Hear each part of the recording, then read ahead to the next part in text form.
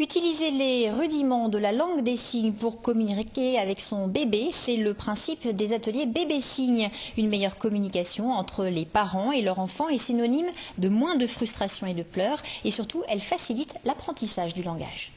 La fourmi m'a piqué la main, la coquine elle avait faim.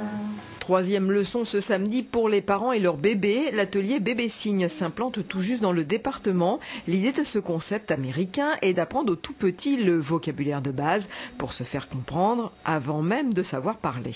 L'apprentissage du langage, on met à peu près 2 ans avant de pouvoir arriver à parler et à dire quelques mots. Même à 2 ans, on ne comprend pas tout ce qu'on raconte. Mais donc voilà, donc en fait, le concept, c'est d'utiliser les signes qui existent déjà, donc la langue des signes, pour proposer aux enfants entendants, qui ne sont donc pas sourds, des moyens d'exprimer leur frustration, leurs besoins, leur envie et tout ça. Les signes pour bébés sont classés selon 6 thèmes. Il faut compter une dizaine de signes par thème. Ce jour-là, les bébés étaient très jeunes, mais c'est seulement à partir de 10 mois au plus tôt qu'ils sauront répondre eux aussi avec les signes.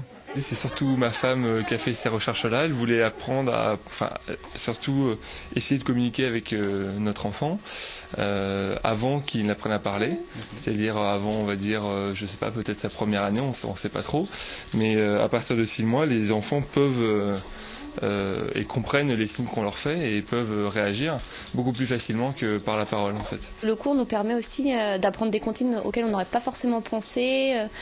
De pouvoir faire une activité ensemble déjà très tôt en fait, donc c'est intéressant. Mon petit lapin s'est caché dans le jardin, cherchez-moi, coucou, coucou, je suis caché sous un chou.